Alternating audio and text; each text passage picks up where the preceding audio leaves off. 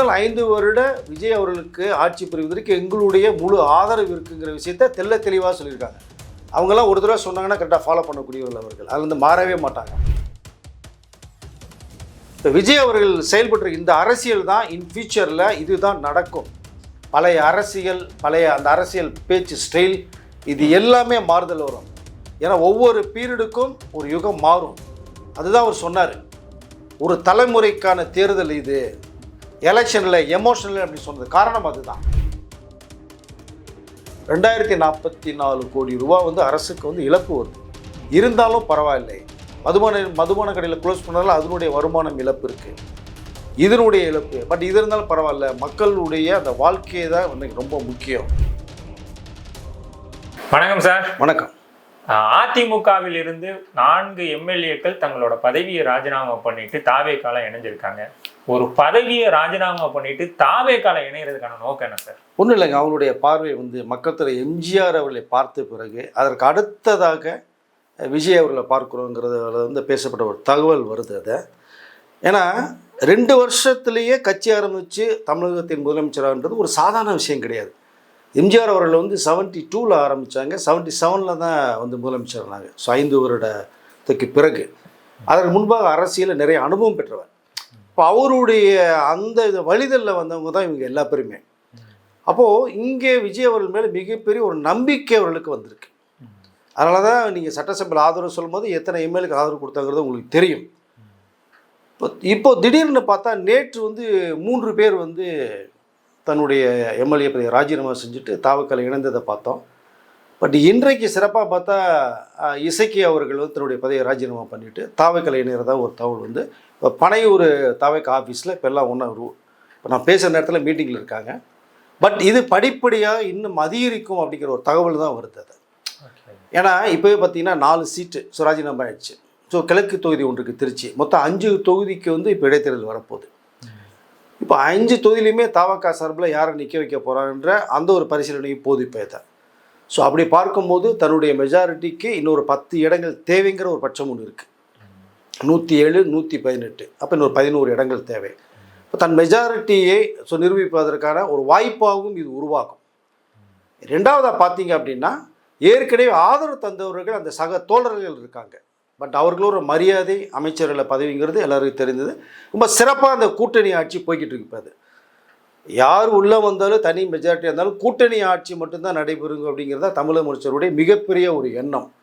இது தொடர்ந்து செயல்படும் அப்படிங்கிறாங்க. இப்போது விசிகாவுடைய வன்னியரசு அவர்கள், ஐயுஎம்எல்ஏ ஷாஜகான் அவர்கள் உட்பட காங்கிரஸில் 2 பேர், அண்டு சிபிஐ மட்டும் வெளியிருந்து ஆதரவு தர்றாங்க. பட் அவர்களும் முழுக்கில் இருந்தால் சிறப்பாக இருக்கும்னு தான் நான் நினைக்கிறேன். நான் இதை பட் இருந்தாலும் 5 வருட விஜய் அவர்களுக்கு ஆட்சி புரிவதற்கு எங்களுடைய முழு ஆதரவு இருக்குங்கிற விஷயத்தை தெல்ல தெளிவாக சொல்லியிருக்காங்க. அவங்கெல்லாம் ஒரு தடவை சொன்னாங்கன்னா கரெக்டாக ஃபாலோ பண்ணக்கூடியவர்கள் அவர்கள், அதுலேருந்து மாறவே மாட்டாங்க அவங்க. ஸோ இப்படி மெஜாரிட்டியோட ஆட்சி அமைக்கப்பட்டு இப்போ இது கூட்டணி ஆட்சி சிறப்பாக போயிட்டு இருக்கும்போது இந்த பக்கம் இருந்து வருவது உண்மையில் சிறப்பான விஷயமாக நான் பார்க்குறேன். இது மேலும் இன்னும் தொடர்வதற்கான சாத்தியக்கூறுகள் நிறைய இருக்கிற தகவலும் வருது.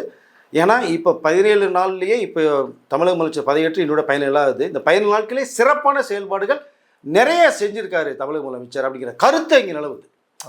அதன் விளைவாக தான் இவர் மேலே நம்பிக்கை இருக்குது. இனி தொடர்ந்து தமிழகத்தில் அசைக்க முடியாத இடத்துல விஜய் அவர் இருக்காங்கிற எண்ணம் எல்லாருக்கும் வந்துருச்சு. அதை அதனால தான் இப்போ நிறைய விமர்சனங்கள் தமிழக முதலமைச்சர் பேரில் எல்லாருடைய விமர்சனங்களும் அவர் பக்கம் திரும்புது. இப்போ அசைக்க முடியாத இடமா இருக்குது. இப்போ மக்களுடைய அன்பும் ஆதரவும் நிறைய இருக்குது. மக்கள் மேலே நம்பிக்கை வீண் போல, மக்கள் மேலே நம்பிக்கை வீண் போல. ஆனால் இடையில சின்ன மிஸ்டேக் நடக்குது. அதை உடனடியாக கண்டுபிடிச்சு தண்டனை கொடுத்து மேலும் தவறு நடக்காத அளவுக்கு ஒரு விஷயத்தை பண்ணணும்னு சொல்லி தான் அதிகாரிகளை கூப்பிட்டு கான்ஃபரன்ஸ் பண்ண விஷயம் இருக்குது. ஸோ இப்போ தொடர் சக்ஸஸ் இந்த வயசில் இந்த இதில் அரசியல் பழுத்த நம்மக்கிட்ட விஜய் அரசியலை நமக்கு கற்றுத்தர்றது மாதிரி சொல்லி உருவாகுங்கிற அளவுக்கு நிறைய பேர் பேச ஆரம்பிச்சிருக்காங்க. இப்போ பாருங்கள், இப்போ நாளைக்கு டெல்லி போகிறாரு தமிழக முதலமைச்சர். அங்கே பாரத பிரதமர் மோடி அவர்களையும் எதிர்க்கட்சி தலைவர் ராகுல் காந்தி அவர்களையும் சோனியா காந்தி அவர்களையும் சந்திக்கிறாரு. திருவள்ளுவர் சிலை ஒன்று அங்கே ஒரு விஷயத்துக்கு அங்கேயும் சிறப்பு போகிறது மாதிரி ஒரு தகவல் வந்துகிட்டு இருக்கு. தமிழகத்தினுடைய அந்த உரிமையை நிலைநாட்டுவதற்கும் தமிழ்நாட்டுக்கு தேவை நிதி உதவிகள் சரியான நேரத்தில் சரியான முறையில் சேரணுங்கிற விஷயத்தையும் நிறைய பேசுவதற்காகவும் தமிழக முதலமைச்சர் நாளைக்கு டெல்லி போகிறார். ஓகே சார், ரீல்ஸ் கலாச்சார ஆட்சி நடக்குது தமிழ்நாட்டுல அப்படிங்கிற ஒரு விமர்சனத்தை வச்சிருக்காங்க சார். இதை எப்படி பாக்குறீங்க? இல்லைங்க, அதாவது விமர்சனங்கள் வருங்க, சுருக்கமாக ரீல்ஸ் வரும், ரியலிசம் இல்லைம்பாங்க, எல்லாமே இருப்பாங்க. பட் எதை நோக்கி போய்கிட்டு இருக்கு தமிழ்நாடு, தமிழக அரசு அப்படிங்கிறது மக்கள் பார்த்துட்டு தான் இருக்காங்க. பட் இது பேச வேண்டிய நேரம் இல்லைன்னு தான் நான் நினைக்கிறேன். ஏன்னா இப்போ நாட்டுக்கும் மக்களும் நிறைய விஷயங்கள் தேவைப்படுது. அது சம்மந்தமாக பேசணும்னா மக்கள் மத்தியில் ஒரு நல்ல பேர் கண்டிப்பாக மீண்டும் கிடைக்க வாய்ப்புகள் நிறையா இருக்கும். அது ரீல்ஸ் ஆட்சியா ரியல் ஆட்சியா அப்படிங்கிறத விட்டுட்டு ஆட்சி எப்படி சிறப்பாக செயல்பட்டுக்கிட்டு இருக்கா, எதை நோக்கி போகுது, இன்னும் என்ன தேவை நாட்டுக்கும் மக்களும் தேவைங்கிற அந்த விஷயத்தை நம்ம பேச ஆரம்பித்தா சிறப்பாக இருக்கும். பட் எதுவாக இருந்தாலுமே சோசியல் மீடியாங்கிறது தவிர்க்க முடியாத ஒரு விஷயமாக இப்போ இருக்குது. எல்லாருடைய சினிமா நடிகர்லேருந்து அரசியல் கட்சி தலைவர்லேருந்து பேசக்கூடிய ஒரே வார்த்தையே சோசியல் மீடியா இன்றைக்கி நம்பர் 1 இடத்துல இருக்குது. இதனால தான் விஜய் அவர்கள் வெற்றி பெற்றாங்க மிகப்பெரிய அளவில் அப்படிங்கிற விஷயத்தையும் இப்போ சொல்லி அந்த சோசியல் மீடியாவில் இளைஞர்களே தன் பக்கம் இழுக்க வேண்டுங்கிற நோக்கத்தோடும் இப்போ நிறைய கட்சிகள் இறங்கியிருக்காங்க. இது ஒரு பக்கம். பட் இங்கே விஜய் அவர்கள் மக்கள் மேலே வச்ச அந்த நம்பிக்கை தான் முழு காரணம். இந்த சோசியல் மீடியாங்கிறது 2 பேருக்கு ஒரு பாலமாக மட்டுமே இயங்கிச்சு. இப்போ 100%ல் ஒரு 25% சொல்லலாம். சோசியல் மீடியா மிகப்பெரிய நிறைய விஷயங்களை மக்கள்கிட்ட போய் கொண்டு சேர்த்தது. இப்போ இன்றைக்கி கூட சோசியல் மீடியா பார்க்காத நபர்களே இல்லை. இன்றைக்கு வேறு கேம்ஸ் விளையாடு அது இதுன்னு கண்டதை கடிதை பார்த்துட்டு இருந்த இளைஞர் மத்தியில் இன்றைக்கு தமிழக அரசியல் நிலவரம், கள நிலவரம் என்ன இருக்குது, என்ன சூடாக போயிட்டுருக்கு, என்ன நடந்துக்கிட்டு இருக்குது அப்படிங்கிற விஷயத்தை இந்த சோசியல் மீடியாவில் தான் நிறைய பேர் பார்த்துக்கிட்டு இருக்காங்க, பார்த்து தெரிஞ்சுட்டு இருக்காங்க, அரசியல் பேச ஆரம்பிச்சிருக்காங்க. இப்போ லைவ் டெலிகாஸ்ட்டுங்கிறது இங்கே தான் உருவாது. சட்டசபையில் நடக்குதுங்கிறதே இது வரைக்கும் யாரும் பண்ணலை. ஒரு நாளைக்கு பிறகு தான் ஒரு என்ன நடந்ததுங்கிறது. இப்போ நேரடி தொலைக்காட்சி, நேரடி ஒளிபரப்பு, அதன் மூலமாக நிறைய பேர் தெரிஞ்சுக்கிறாங்க. அதனால் இனி வருங்காலத்தில் இதுதான் அரசியல், புது களம். இப்போ விஜய் அவர்கள் செயல்பட்டு இந்த அரசியல் தான் இன் ஃபியூச்சரில் இதுதான் நடக்கும். பழைய அரசியல், அந்த அரசியல் பேச்சு ஸ்டைல் இது எல்லாமே மாறுதல் வரும். ஏன்னா ஒவ்வொரு பீரியடுக்கும் ஒரு யுகம் மாறும். அதுதான் அவர் சொன்னார். ஒரு தலைமுறைக்கான தேர்தல் இது, எலெக்ஷனில் எமோஷனல் அப்படி சொன்னது காரணம் அதுதான். இதெல்லாம் உணர்ந்தாங்க. அதனால் இதுதான் அரசியல். இந்த சோசியல் மீடியா தான் நிறைய விஷயங்கள் மக்கள்கிட்ட போய் கொண்டு சேர்க்கும். நம்ம நல்லது செஞ்சோம்னா நல்லதை கொண்டு சேர்க்கும், கெட்டது கெட்டதை கொண்டு சேர்க்கும். அப்போ மக்கள் தான் இறுதி முடிவாளர்கள். இல்லை, தவிர்க்க முடியாத ஒரு இடத்துல சோசியல் மீடியா இருக்குங்கிறதா நிஜம். ஓகே சார், அடுத்து தமிழ் சினிமா பிரபலங்கள் எல்லாருமே முதலமைச்சர் அவர்களை போய் சந்திச்சாங்க. அதை தொடர்ந்து ராஜ்மோகன் அவர்கள், ஏன்னா சினிமா துறைக்கான அமைச்சராக அவர் தான் இருக்காருங்கிற போது அவரையும் போய் நிறைய பேர் சந்திச்சிருக்காங்க. திடீர் சந்திப்புகள் தொடர்ச்சியாக நடக்கிறதுக்கான காரணம் என்ன சார்? இல்லை, அது யூஸ்வலாக தமிழக முதலமைச்சர் பதவியேற்ற பிறகு ஒவ்வொரு துறையை சேர்ந்தவர்களும் போய் வாழ்த்துக்களை சொல்லி நேரடியாக பார்த்துட்டு வருவாங்க. அப்படி தான் தமிழ் துறையிலத்தையும் அசைக்க முடியாத ஒரு இடத்துல விஜய் இருக்காங்கிறது எல்லாருக்குமே தெரியும். பட் அந்தவருடைய அடிப்படையில் நம்ம துறையில் இருந்தவர் முதலமைச்சராக இருக்காருங்கிற நோக்கத்தில் தான் நிறைய பேர் இப்போது அவரையும் தேர்தலுக்கு முன்பாக கடுமையாக விமர்சனம் செய்ய நிறைய பேர் இருக்காங்க. கண்டிப்பாக அது எல்லாருக்குமே தெரியும். அவர்கள் இன்றைக்கு வேறு மாதிரி பேசி இன்றைக்கி இந்த முதலமைச்சருடைய செயல்பாடு சிறப்பாக இருக்குன்னு போய் பார்த்து வரக்கூடிய சூழ்நிலை மாறி இருக்கு. இதுதான் சைக்கிள் ரோலிங் தான். பட் இந்த தயாரிப்பாளர்கள் எல்லாமே நடிகர் சங்கம் போய் பார்த்துட்டு வந்தாங்க. அப்புறம் தயாரிப்பாளர் சங்கம் போய் பார்த்துட்டு சில விஷயங்கள்லாம் கோரிக்கைகள்லாம் வச்சுருக்காங்க. பட் சிறப்பாக பார்க்கப்படுது. என்னென்னா சில விஷயங்கள் கோரிக்கைகள் வச்சுருக்காங்க. இப்போது நீங்கள் நம்மளுடைய செய்தி பிரிவு ராஜ்மோகன் சார் இப்போ நம்ம அமைச்சராக இருக்கார். பட் கல்வித்துறை அமைச்சராகவும் செய்திப்பிரிவுத்துறை அமைச்சராகவும் இருக்காங்க. பட் அப்படி இருக்கும்போது பார்க்கும்போது அவர்கிட்ட விமர்சனம் நிறைய வைக்கப்பட்ட விஷயம். நடிகர் விஷால் நிறைய விஷயங்களை வச்சார். ராஜ்மோகன் அவர்களுக்கு என்ன தெரியும் இந்த போஸ்ட்டை கொடுத்தீங்க அப்படி நிறைய கேள்விகள் வச்சார். அந்த கேள்விகளுக்கு பதில் சொல்கிறது மாதிரி நிறைய விஷயங்கள் இப்போ ராஜ்மோகன் தலைமையில் தான் முதலமைச்சர் விஜய் அவர்கள் செயல்பட்டு இருக்காங்கிற விஷயத்தை நம்ம உணர முடியுது. அதை ராஜ்மோகன் அவர்களுக்கு என்ன தெரியும்னு கேட்குறாரு. எல்லாம் தெரிந்தவர் தான். அவர் ஆக்ட் பண்ணியிருக்காரு, சோஷியல் மீடியாவில் இருந்தார், டைரக்ட் பண்ணியிருக்காரு. சரிங்களா? இவ்வளோ விஷயங்கள் தெரிந்தவர், சிறந்த பேச்சாளர், திறமையானவர். எல்லாம் தெரிந்ததுனால தான் விஜய் அவர்கள் அந்த துறைக்கு அமைச்சராக போட்டார். நம்ம தெரியாமல் எதை வேணாலும் பேசலாங்கிறதுக்காக நம்ம எதையும் பேச முடியாது. பட் அவருடைய இயக்கத்தில் தான் இப்போ நடந்துகிட்டு இருக்கு ஒன்றுமே. இப்போ ஃபார் எக்ஸாம்பிள் எடுத்திங்கன்னா விஜய் அவர்கள் ஒரு விஷயம் சொன்னாங்க. 7 நாட்களுக்கு 5 காட்சிகள் நீங்கள் திரையிட்டுங்கன்னு சொன்னாங்க. சனி ஞாயிறு 5 காட்சிகள் சொன்னாங்க. ஒவ்வொரு ஊர்லேயும் ஃபெஸ்டிவல் நடக்கும்போது அங்கே சிறப்பு காட்சியை நீங்கள் போட்டுங்கன்றாங்க. இது யார் செஞ்சா, யார் சொன்னா? சிறப்பு காட்சியை தவிர்க்கப்பட்ட ஒரு பீரியடும் இருந்தது உங்களுக்கு. அதை ஸோ அதனால் இவ்வளோ விஷயங்கள் நடக்குது. இப்போ அடுத்து நீங்கள் பார்த்தீங்க அப்படின்னா இவர்களுக்கு பிறகு மக்கள் தொடர்பாளர் யூனியனுடைய சேர்ந்த டைமண்ட் பாபு, விஜய் முரளி, யுவராஜ், அண்டு பாலன் சத்யான்னு சொல்லிட்டு போய் ராஜ்மோகன் சந்தித்த ஒரு விஷயம் இருக்குது.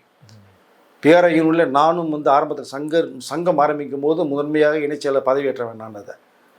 ஸோ அந்த சங்கமும் சேர்ந்து இப்போ நிறைய வழிமுறைகள் வந்து மக்கள் தொடர்பாளர்களுக்கு செய்யணும் கோரிக்கையில் வச்சுருக்காங்க போய்.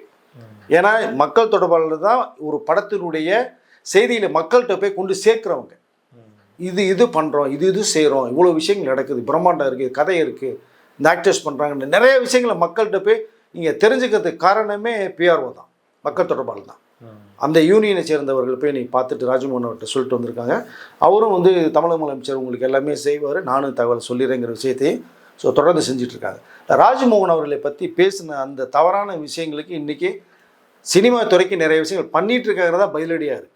ஓகே, அடுத்து சமுத்திரக்கனி அவர்கள் நேற்று ஒரு பொது மேடையில் பேசும் பொழுது விஜய் அவர்களோட முக்கியமான 3 நபர்கள் அந்த பதவி இருக்கிற இடத்துல இருந்திருக்குன்னு சொல்லிட்டு குடும்பத்தை இன்டைரக்டாக சொல்லியிருக்காரு. குடும்பத்து கூட இணைஞ்சிருங்கிற ஒரு விஷயத்தையும் வலியுறுத்தியிருக்காரு. இதை எப்படி சார் பார்க்குறீங்க? இல்லை, உண்மையிலேயே நல்ல கருத்தை நான் பார்க்குறேங்க. அவருடைய பெரிய மனசை காமிக்குது. சமுத்திரக்கனி சாருடைய படங்களே பார்த்தீங்கன்னா இந்த ஃபேமிலி டச் இருக்கும். பட் அதை தான் இங்கே ரொம்ப ஃபீல் பண்ணி சொல்லிருக்கான்னு நினைக்கிறேன். நானும் நிறைய வீடியோவில் பேசியிருக்கேன். சங்கீதா அவர்கள், ஜேசன் சஞ்சய், திவ்யா அவர்களோட விஜய் அவர்கள் சேர்ந்து அந்த குடும்பம் மீண்டும் இணைந்தால் ரொம்ப சிறப்பாக இருக்கும் அப்படிங்கிறத நான் சொல்லியிருந்தேன். பட் அவருடைய ரசிகர்கள் தொண்டர் மக்களுமே அதுதான் விரும்புகிறாங்க.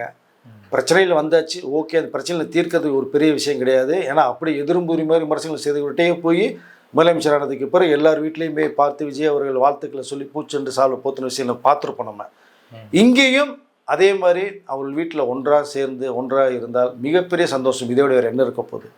அப்படி இருந்தால் எவ்வளோ சிறப்பாக இருந்திருக்கும் அப்படிங்கிற விஷயத்தை தான். பட் அது ஒன்று சில வாய்ப்புகள் கண்டிப்பாக வரும், வராதுன்னு நம்ம சொல்ல முடியாது. இந்த வாய்ப்புகள் கூடிய சீக்கிரம் வந்து ஒன்றாக இருந்ததுன்னா ரொம்ப ரொம்ப நல்லா இருக்கும்னு சொல்லிக்க விரும்புகிறேன். அதை தான் சமுத்திரக்கனி அவர்கள் வந்து தெளிவாக சொல்லியிருக்காங்க. அவருடைய ஆசையும் அவருடைய எண்ணங்களையும் வெளிப்படுத்தியிருக்காங்க. உண்மையிலேயே அது சிறப்பான ஒரு விஷயமா நான் பார்க்குறேன். ஓகே சார், முதலமைச்சர் விஜய் அவர்கள் பதவியேற்று 17 நாள் ஆயிடுச்சு. அவரோட செயல்பாடுகள் எப்படி சார் இருக்கு? சிறப்பாக இருக்குங்க. எவ்வளோ விஷயங்களை பண்ணியிருக்காருங்க. 717 கடைகளை வந்து 2 வாரத்துக்குள்ள அடைக்கிறேன்னு சொன்னாங்க.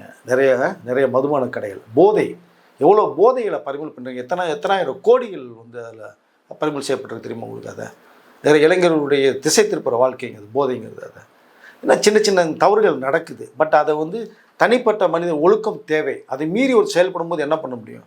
பட் ஆனால் அவர்களை கண்டுபிடிச்சி உடனடியாக தண்டனை கொடுக்கும்போது அடுத்தவர்கள் செய்யறதுக்கு பயப்படுவாங்க அப்படிங்கிற விஷயத்தை தான் கான்ஃபரன்ஸ் போட்டு நிறைய அதில் கூட்டு பேசின ஒரு விஷயம் இருக்குது 2 நாளைக்கு முன்னாடி. அதனால் சிறப்பாக செயல்பட்டு இருக்கு. நிறைய விஷயங்கள் நடந்துக்கிட்டு இருக்கு. பார்த்தீங்கன்னா நம்முடைய விவசாயம் அது சொன்ன ஐயாக்கன் அவர்கள்லாம் வந்துட்டு போகும்போது கூட போராட்டம் பண்ணுறதுக்காக வந்து 200 பேரை கூப்பிட்டுட்டு அவருடைய கோரிக்கையெல்லாம் வச்சுட்டு உங்களுக்கு வேண்டிய நிலுவைத் தொகை எல்லாமே மீண்டு தர்றதுக்கு அதில் கூப்பிட்டு பேசின ஒரு விஷயம் இருக்குது. இப்போ பார்த்தீங்கன்னா இந்த பயிர்க்கடன் 50,000 வாங்கினவங்க எல்லாத்துக்குமே முழு தள்ளுபடின்ட்டார். குறு விவசாயிகளுக்கு, சிறு விவசாயிகளுக்கு அந்த 50,000 வந்து 50% தள்ளுபடின்ட்டார். பெரு விவசாயிகளுக்கு வந்து 5,000 தள்ளுபடின்னு இருக்காங்க. கிட்டத்தட்ட 14 லட்சத்துக்கு மேற்பட்டவர்கள் வந்து இது பயனடைகிறாங்க. 2044 கோடி ரூபா வந்து அரசுக்கு வந்து இழப்பு வருது. இருந்தாலும் பரவாயில்லை, மதுபான கடையில் க்ளோஸ் பண்ணாலும் அதனுடைய வருமானம் இழப்பு இருக்குது, இதனுடைய இழப்பு. பட் இது இருந்தாலும் பரவாயில்ல, மக்களுடைய அந்த வாழ்க்கையை தான் இன்னைக்கு ரொம்ப முக்கியம். இதில் போன வருவாய் என்ன வேற ஒரு தொழில் ரீதியாக வெளிநாட்டிலேருந்து வரக்கூடிய அந்த அரசியல் பேசப்பட்டு இருக்கு. அதன் மூலமாக வருவாய் ஈட்டுக்கொள்ளலாம்ங்கிறது தான் முதலமைச்சருடைய மிகப்பெரிய ஒரு கனவு. இதை சொன்னால இவ்வளோ விஷயங்கள் சிறப்பாக நடந்துகிட்டு இருக்கு. 17 நாட்களில் இவ்வளோ நிறைய விஷயங்களை பண்ணியிருக்காரு. அரசியலே மற்றவர்களுக்கு புரிய வச்சிருக்காருன்னு தான் சொல்ல முடியும். நம்ம அவரை புரிஞ்சதுனால தான் அவர்கிட்ட சேர்றதுக்கு இப்போ கிட்டத்தட்ட 4 எம்எல்ஏக்கு ரிசைன் பண்ணி வந்து சேர்ந்துருக்காங்க. இப்போ அது இன்னும் தொடர தான் போகுது. அதை சொல்லலை, செயல்பாடுகள் சிறப்பாக இருக்குது. ஆனால் என்ன ஒன்று, அந்த மனிதரை இன்னும் கொஞ்சம் ஃப்ரீயாக விட்டு இன்னும் நிறைய விஷயங்கள் தமிழ்நாட்டுக்கு தமிழக மக்களுக்கும் நடக்கும். ஆனால் இங்கே மெயின் டார்கெட் பண்ணியே நிறைய விஷயங்கள் குறைகள் சொல்லியே நிறைய விஷயங்கள் பேசப்பட்டுக்கிட்டு இருக்கு. இப்போ அவர் வந்து இந்த நாட்டுக்கும் மக்களுக்கும் செய்யணும்னு நினைக்கிற விஷயத்தை செய்வாரா, இல்லை இப்படி வரக்கூடிய விமர்சனங்களை எதிர்கொண்டு இதுக்கு என்ன பதில் சொல்கிறது, என்ன பண்ணுறங்கிறது இந்த இயக்கத்தில் போவாராங்கிறது மிகப்பெரிய குழப்பமாக இருக்குது. அதனால் வந்தாச்சு, மக்கள் தீர்ப்பு கொடுத்துட்டாங்க. 5 வருடம் எப்படி சிறப்பாக போகுதுங்கிறத பார்க்கலாம். சிறப்பாக இருந்ததுன்னா அடுத்து தொடரப்போகுது. இது ஒன்றும் மாற்று கருத்தே இல்லை. அதான் ஆதரவு தந்தவர்கள் கூட இப்போ கூட்டணி ஆட்சிக்குள்ளே வந்ததுக்கு பிறகு இன்னும் செயல்பாடு சிறப்பாக இருக்குது. திட்டங்கள் நிறையா வரும்போது எல்லாம் சேர்ந்து ஒன்றா சேர்ந்து முடிவெடுக்க போகிறாங்க. அது ஒரு சிறப்பான ஒரு வரலாற்று சம்பவமாக பார்க்கப்படுது இல்லையா? இப்போ அதனோட செயல்பாடுகள் இன்னும் மேலும் அருமையாக இருக்கும். நிறைய நலத்திட்டங்கள் தமிழனுடைய வளர்ச்சிக்கு மிகப்பெரிய உதவிகரமாக இருக்கும் அப்படிங்கிற விஷயந்தான் தகவல் வருது. பட் பார்க்கலாம், இன்னும் கொஞ்சம் ஃப்ரீயாக விட்டுட்டாங்கன்னா நிறைய செயல்பாடு நல்ல விஷயங்கள் நிறைய நடக்கும்னு தான் சொல்லிக்க விரும்புகிறேன் நான். ஓகே சார், நிறைய தகவலை பகிர்ந்துக்கிட்டீங்க. ரொம்ப நன்றி சார். நன்றி சார்.